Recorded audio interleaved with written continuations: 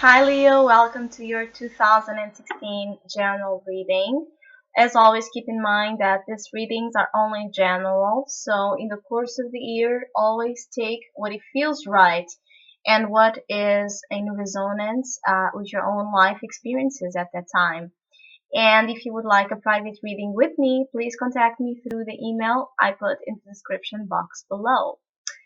So Leo, very active, prone year because you have a lot of wands cards, and this is something that over the weeklies and the bi-weeklies have surfaced a lot. This sometimes fiery but out of balance energy, testing your limits, testing your patience, testing your bravery and your ability to stand strong on your ground, to push forward an idea that you are very passionate about, a project that you are very passionate about, and that you may be facing problems moving forward or criticism or opposition in some way, and being stuck with many things again being projected and thrown at you, and having to be very strong and firm to know how to deal with it in the best way possible, which is how you begin the year. You begin the year with the Eight of Wands, and then in February you have the Seven of Wands, which is interesting because you begin with movement, communication, a lot of fast forward energy, a lot of things coming your way, a lot of need to adapt, to be ready to get into that business, get into that movement type of energy. And then in the seven, you have the card prior to it, the Seven of Wands in February. So it's like you push forward something in January, you begin the year very expensive in terms of communication, having to deal with a lot of people or a lot of different circumstances. And in February, it's like that could backfire in some way. That could prove challenging, or you can have this one less challenging that has been following you for some time, to find success, to find the success, to find the recognition that you are waiting for, to this determination, to this ability to be so patient and perseverant, to again not give up. Because these two cards again talk about really this power to, in the face of many oppositions or changes or criticism or competition, being able to not give up. It's a test of patience because it has to do with commitment. Commitment with your spirit, commitment with your idea, knowing that that idea is worth something, and knowing that sooner or later you will get there. And then in March you have the Queen of Pentacles, which is great because if you begin the year feeling again this lack of stability, having many things going on at the same time, not being able to rest properly, not being sometimes able to breathe as you would like, as calm as you would like, then in March it seems that things start finally to stabilize, and you can get to your ground back again. You can get to this type of energy where it's much more nurturing, calm, cautious, patient, but at the same time nurturing. So it's a time of developing your nurturing abilities by understanding these challenges, by understanding where you are or not, taking care of yourself enough. And taking care is really about physical aspects, your health, your beauty, your management in terms of daily life, your finances, your schedules, your routines. Everything becomes more practical and at the same time more peaceful from March on, after you face this type of quick, sudden communications, criticism, opposition in your way, and being able to commit and stay strong to this idea. Because this is a new project. You have then, following the Queen of Pentacles, you have the Ace of Swords. So this is a new project, a new vision, a new study, and you gain sense of clarity and perspective that you know it's going to bring you success. You know it's going to bring you something uh, that is much more satisfying than what you have until right now. But this project will face some challenges because there's still mental fear or patterns associated with this, that it's not giving you the clarity you are looking for, because there's this feeling of being trapped in your own mind, and even the state of denial, not understanding that you are the only one keeping yourself where you are. And so there's a lot of understanding, discrimination, illumination that it's needed in the second part of the year. So from January to March is a time of adaptation, of strength, of courage, of um, creative communication, and at the same time doing that, but doing that in a very cautious, careful, strategized way, so you don't feel so imbalanced, so you don't feel so that things are such a struggle, feeling more patient and cautious in how to deal with those obstacles. But at the same time, it's the beginning of the year that could be very thrilling, and usually Leo's like challenges could be very thrilling in terms that it will touch a point of you that is craving this type of movement of energy, this type of competition, this type of needing to prove yourself and knowing your worth. So all of that is like pushing you to communicate, to talk, to show, to be strong, to be brave about something you are very passionate about. Then in March, things start to calm down, and you are able to feel more secure and more safe in your space. And it's a time of taking care of yourself and taking care of your needs, nurturing yourself, nurturing the small, simple things of life, being more in connection with your body and nature itself, because that will help you go through the next stage, which is from April to June. It's a time of swords, time of mind. There's a lot of struggle in making a decision, because you're scared of putting your heart in the line in some way for this decision. You have the Ace of Swords, the Eight of Swords, and the Two of Swords, which is again, you repeat this pattern of one step forward, one step back, and then being there in the middle, not knowing what to do. So again, you begin with the Ace, but then you go back, you have the Two here. So it's this period of time where it's a time of reflection, discrimination, logic, using your mind in the right way. You will be faced with some type of trap, some type of internal trap that you put yourself in out of fear and denial to see things as they are, because you can see that in both cards they have the blindfold on. So definitely there's something that either you are refusing to see or you don't see because you are trapped in this mentality of powerlessness, feeling that you don't have any type of power over your situation, when actually the Ace suggests that you do. But you have to be sharp, you have to be smart, you have to use your mind to its best use. So you can make the choice, so you can make the decision. But the decision is one where you have to use your mind, but as well your heart. This is what you are protecting, and creating the split and creating the difficulty in committing, in compromising with one way, because you feel that that way could prove threatening to your heart, which is something you're trying to protect in this situation. But know that also this blindfold can be because you don't have yet all the information that is coming next in September with the moon. So yes, don't rush into decisions.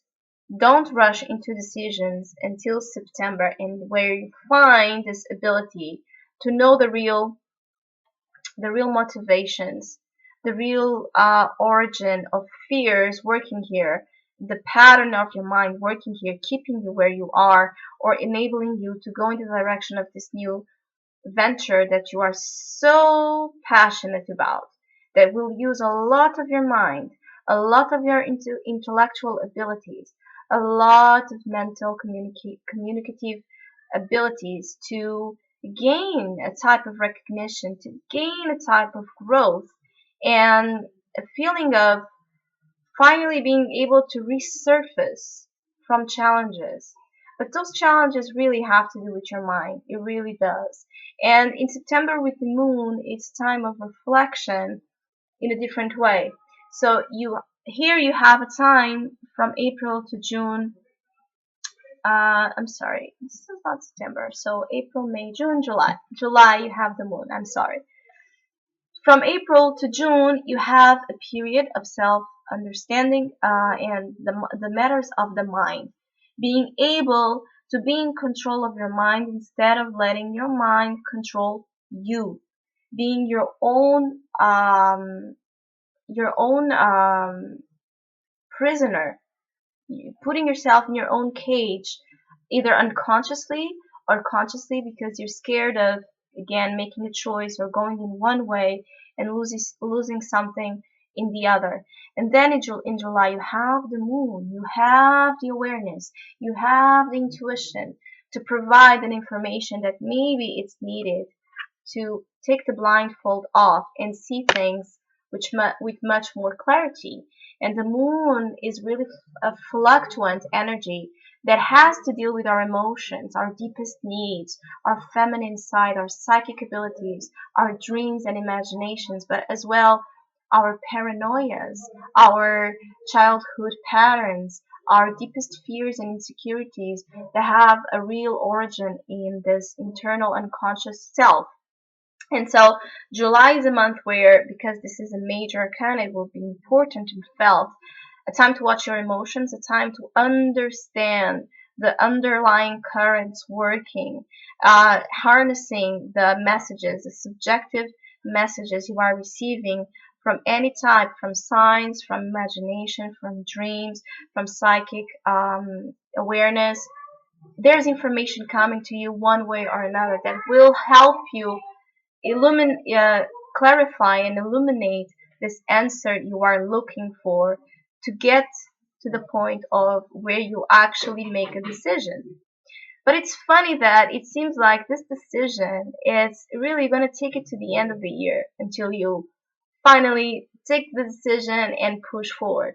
You can take the decision before, but when you will actually start implementing it, it's in the end of the year. Because in the end of the year, and beneath the Two of Swords, you have the Chariot. So it's like all this year is this trying to understand how to choose, which way to go, which way is the best way, overcoming fears and barriers that you put on your own path, listening to your intuition, to your heart, and its desire to be in something that provides growth, that provides creative self expression. So you have the moon, July. Um, in August you have the Six of Wands, which many times is associated with Leo, and then you have the Three of Wands. This is amazing. It's like very creative time, very very very creative time where you can find success and victory in projects and things you are wanting to push forward. Maybe those projects and those ideas from the beginning of the year, you will be able to finally have the recognition, the success, the victory you are wanting, desiring, and worthy of, because of that commitment, or because of that resistance to give up something that is connected again with your spirit and your understanding of living a life that it brings joy into what you are doing, to that brings even again ventures and recognition. And the situation here that maybe was confronting you with all of these challenges and obstacles is that it's something you were doing, something that it's seen by others, and so it's not something small or something that you can protect only on your space. And that attention all creates a state of division, because there will be people who love it and who support it and people who don't. And so you were in this period of overcoming all these conflicts, criticism, judgments, competition, and maybe a fear of exposure, to go into a path where you rely on yourself in a way that you understand that the only person that needs to validate your work and give you the applause that you are waiting for is yourself. And once you get into that understanding, once you get into that space of giving yourself the recognition for what you are doing, you will see things running much more smoothly and actually finding the victory and the recognition you deserve. But also, as well, always being humble about that, and knowing that it doesn't matter if one time they say you are successful and the other time they say you don't. What you're doing is, if you know that it's something that it comes from your heart, what you're doing can never not be successful. And this is a very important lesson, and maybe that's why you need to dive deep into your fears and insecurities associated with your ego, or with even the disconnection of the ego, because this could be a fear of of balancing your ego with your spiritual self, and then creating again this split. I want to be safe, be successful, be victorious of where I am, and at the same time, I want to use my psychic and fluid, sensitive side to help myself and others to make a more meaningful bonding type of energy with what you are looking to push forward. And honestly, you don't have any cup cards, which is interesting. So it's a year about creativity. It's a year about work, about study, about accomplishments, about ambition. There's not a lot of emotional indications. The emotional aspects here are actually what may be trapping you where you are, those fears of the moon, which is the only emotional card you have here. And so it's a year of understanding how your emotional self is or not in balance with your mind. Those are the imbalances, the mind and the emotions. So you have the drive, you have the spirit, you have even the physical understanding of how to ground things, but then there's the disconnection between mind and heart. This is something, and that's how you will follow the intuition and find the clarity to make decisions, the clarity to know what is right for you. Only when you join mind with heart. So you can listen to your heart. To make sense of the subjective language of the heart, you need to have your mind open and clear to understand the messages. And then in the end of the year, it seems that finally you push forward because you have the world, the Knight of Swords, and the Chariot. Definitely all that stuck places that may still be with you during the end of the year, all of those indecisions, all of that denial, all of that difficulty in moving, in deciding, it will be it will be almost impossible not to break free from that, because you have the world. So after that sense of success, victory, recognition, finding an achievement, finally being out there, you find the success and the stability you are looking for, and you end the cycle. What I believe is that that cycle of struggle ends here with the world, because you find finally the success. You find finally the opportunity to celebrate a chapter of your life that it's ending, but it's ending in a good note. So you have here October, an important month of finding a way out to end the chapter of your life in a good way, in a way that it's successful, because you found out in the months before the success connected with what in the beginning of the year you were struggling with. And then you push forward, you move forward, which is interesting because on top of this card before you had here this. So here you are stuck, here you are trapped, here you don't move, here you don't know what to do, and here you just rush. It's like this wind energy, this storm energy that doesn't care anymore. It's just gonna push forward and do it, and communicate, and act, and say it. And then in December, you end with a major arcana as well, and you end with the Chariot, and again, it's beneath the Two of Swords. So very, very, very interesting. I believe whatever you're trying to decide, whatever you're trying to accomplish and move forward into choices that will bring you the success.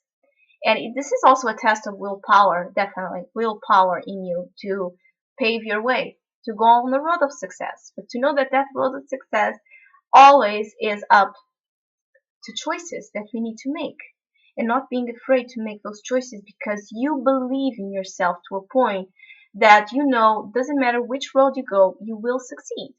You will succeed. And you have this ambition in you to get you to that point.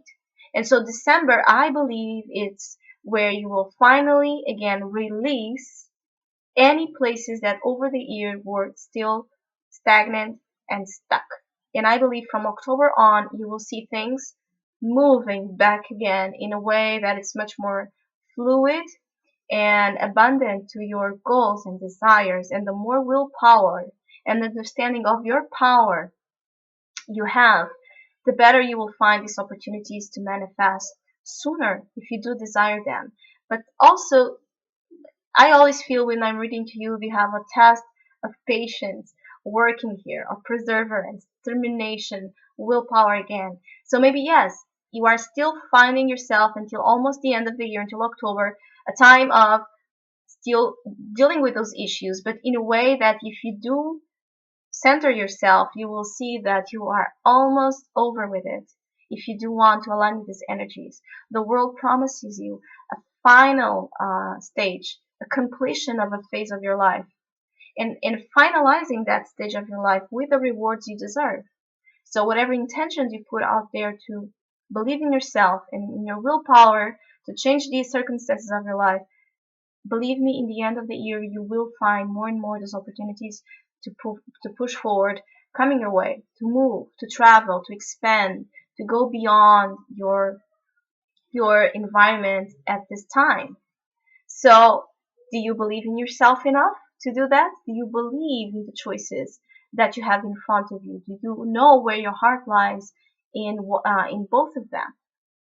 So, yeah, it's a very interesting year in terms of that. And it's a year, again, pushing forward, using mind and spirit, using mind and heart, grounding, knowing that you can provide for yourself, you can nurture yourself even in the face of challenges because you are patient, because you are careful, because you know um, how to go on challenges in a very smooth way, in a way that will bring you the peace and abundance at the end. And so, whatever you're trying to push forward and complete in terms of projects, you will find the project finally being successful in the year 2016, I believe. So I wish you a great year 2016. Thank you so much for subscribing, commenting, liking my channel. I really, really do appreciate it. And hopefully we'll see each other over the course of the year where I'll be glad to give you this little bit of pieces of insight and guidance. So thank you so much, and we'll see each other soon.